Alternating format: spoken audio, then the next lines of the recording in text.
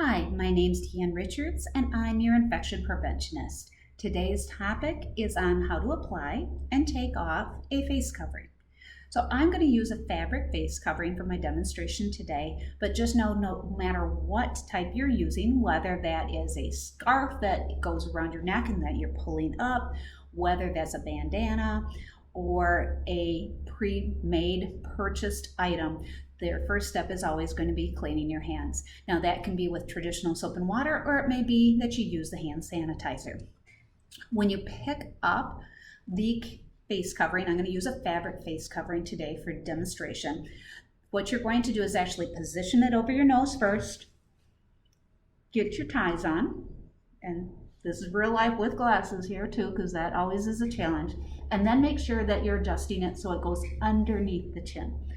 Now is the good time to actually do the adjustment, so I'm going to use my nose band that is on this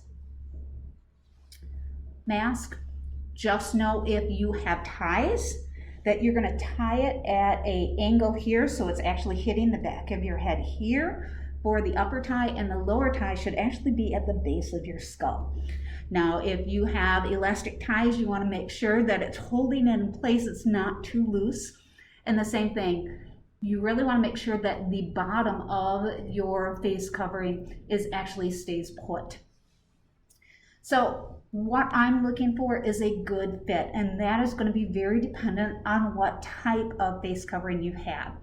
Now, if you are using a fabric, you want to make sure you have at least 2 layers of fabric. So if I choose to use the bandana, just know I'm going to recommend that you fold it over on itself so you have 2 layers. That's going to give you additional protection.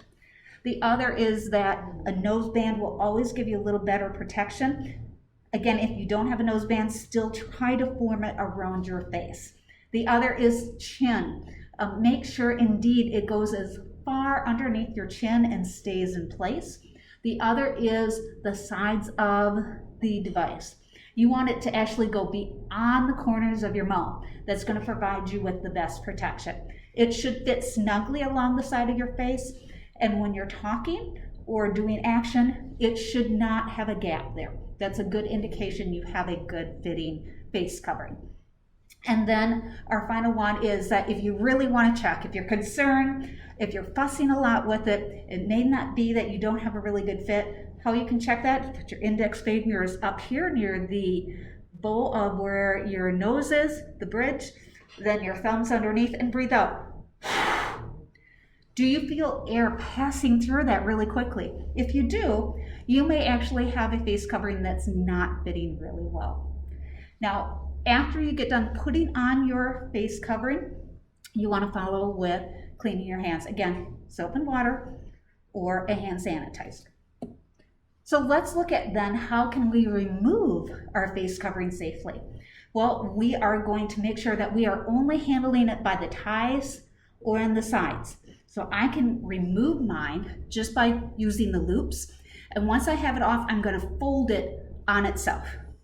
Now from my earlier videos, you learned that the reason I'm wearing it is to catch those droplets on the inside of this covering. They're on the inside. I don't want anything else to touch it so that I'm not accidentally spreading those germs anyway. The other is you want to store this in something that's breathable but won't allow it to open up and spread those germs. So you don't want to use the Ziploc bag. You want something that's going to actually have it breathe, because we want that moisture to go away. So a brown paper lunch bag may be what you have. It could be something that stays within your vehicle that you're using, or something next to your desk, but something that's going to hold it, that you know is going to keep it in a folded position but allow that moisture to evaporate. And the last step after you get done removing is, again, wash your hands or use the hand sanitizer. And in closing, thank you for protecting me while I protect you. Have a safe day.